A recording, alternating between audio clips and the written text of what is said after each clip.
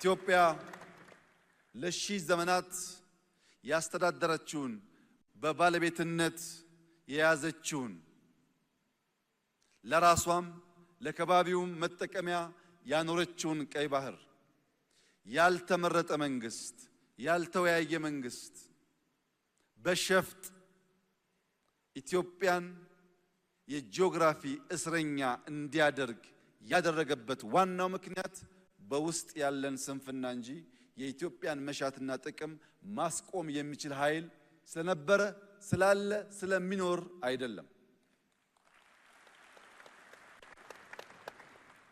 ሁልጊዜም ጥቅማችን አሳልፈን የምንሰጠው ስንገነባ ያልነበሩ ስንሿኮት ስንጣላ የሚያንዣብቡ አሞሮች ስላሉ ነው። አሞራ ሲታረድ ይመጣል፣ ሲገነባ የለም። ህዳሴን ስንገነባ እኛ ጋር ያልነበሩ፣ ከተሞቻችን ሲያሸበርቁ እኛ ጋር ያልነበሩ፣ ልማት ስንጀምር እኛ ጋር ያልነበሩ፣ እርስ በርስ ስንጨቃጨቅ ግን ከየት መጡ ሳይባሉ ጥይት ሲያቀብሉ ብር ሲያቀብሉ በሚዲያ ፕሮፓጋንዳ ሲያደርጉ ይታያል። እጅግ የተከበረው የኢትዮጵያ ሕዝብ አንድ ነገር ልብ እንዲል እፈልጋለሁ። ምንም ጉዳይ በውስጥ ቢያከራክረን፣ ምንም ጉዳይ በውስጥ ቢያጨቃጭቀን እንዲህ ባለው መድረክ መነጋገር፣ መወያየት፣ መፍታት ስለምንችል ለሌሎች ኃይሎች ጥቅም የኢትዮጵያን መሻት የኢትዮጵያን ብሔራዊ ፍላጎት አሳልፈን የምንሰጥ በታሪክ ውስጥ እንክርዳድ ሆነን የምንታይ ዜጎች ላለመሆን እያንዳንዳችን ጥረት ማድረግ ይኖርብናል። በኢትዮጵያ ሰማይ ላይ ለሚያንዣብቡ አሞሮች ያለኝ መልእክት ከብቱን መርጠን የምንገዛ እኛ ነን። የቅርጫውን ባለቤት የምንወስን እኛ ነን። የተረፈንን የማንፈልገውን ካልሆነ በቀር የትኛውም አሞራ በጉልበት ከየትኛውም ቅርጫ መደብ ላይ አንዲት ኪሎ ስጋ መውሰድ እንደማይችል ላረጋግጥላቸው እፈልጋለሁ። ስንፈልግ ስንወድ ለማጋራት ዝግጁ ነን።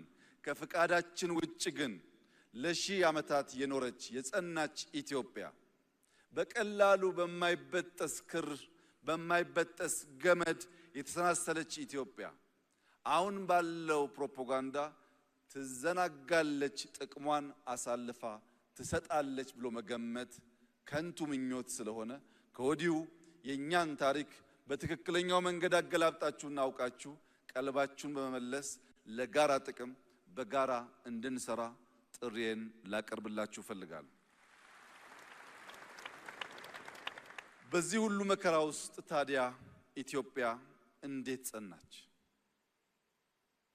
የጽናታችን ምስጢር ምንድን ነው ያላችሁ እንደሆነ ሽምግልና፣ ንግግር፣ ይቅርታ፣ ካሳ የሚባሉ ሳይንስ በቀላሉ መርምሮ ፈትሾ ሊመልሳቸው የማይችሉ ድልብ ሀብት በእኛ ሕዝብ ልምምድ ውስጥ ነበረ። ይጋጫል፣ ግን ይነጋገርና በይቅርታ በካሳ ይፈታል። ይህ የንግግርና የይቅርታ ባህላችን ኢትዮጵያን አጽንቷል። ይህ ውይይት፣ ይህ ምክክር፣ ይህ ንግግር በዚያ ባህላችን ላይ የሚንተራስ ከሆነ ለኛ ብቻ ሳይሆን ለሚቀጥሉት በርካታ አስርት ዓመታት የሚዘልቅ የሚያቆይ መሰረት መጣል ይችላል። ከባህላችን ከማንነታችን ከታሪካችን ሳንነቀል ፈቅደን ወደን በደስታ በፍቅር ስሜት በኃላፊነት ስሜት ይህንን ውይይት የምናካሂድ ከሆነ ካለምንም ጥርጥር ልጆቻችን የበለጸገች የጸናች ኢትዮጵያን መረከብ የሚችሉ ይሆናል። ይህ ባህላችን በቀጥታ ከዋርካ ዛፍ ጋር የተሳሰረ ነው። ኢትዮጵያና ዋርካ ከፍተኛ ቁርኝት አላቸው። በዋርካ ስር ሽምግልና እንቀመጣለን። በዋርካ ስር ለትዳር ሽምግልናን እንጠይቃለን። በዋርካ ስር የሃይማኖት ትምህርቶች እንማራለን። በዋርካ ስር አባቶች ዘር ያስቆጥሩናል። በዋርካ ስር እንማማራለን። በዋርካ ስር እናርፋለን። ባለፉት ጥቂት ዓመታት ዋርካን የመቁረጥ ባህል ሲሰፋ ምክክሩ እየቀነሰ ንግግሩ እየቀነሰ አንተ ትብስ አንቺ ትብሽ የሚለው ባህላችን ከኔ ወዲያማ እኔ ብቻ እኔ ካላልኩ እኔ የምፈልገው ካልሆነ የሚል አደገኛ ልምምድ ተቀየረ። ለዚህ ነው እንትከል፣ ተስፋን እንትከል፣ ዋርካን እንትከል፣ ምክክርን እንትከል፣ ውይይትን እንትከል፣ ይቅርታን እንትከል፣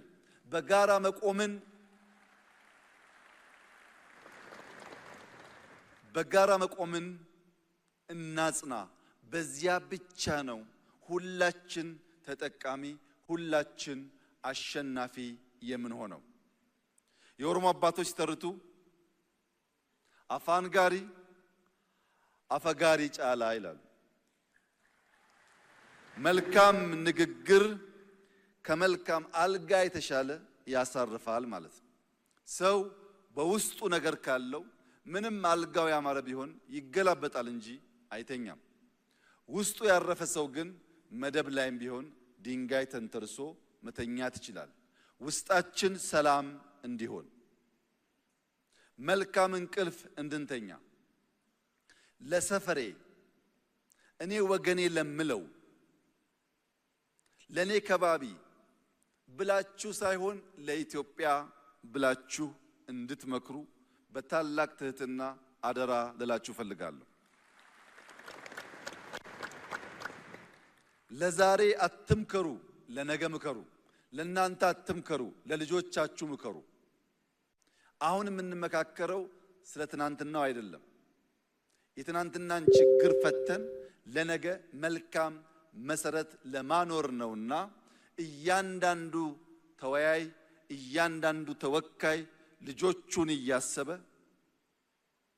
ለመመካከር የወሰነ መሆን አለበት። ይህንን ስናደርግ ግን የአፋር አባቶች ምክር ከልባችን ማቆየት አለብን።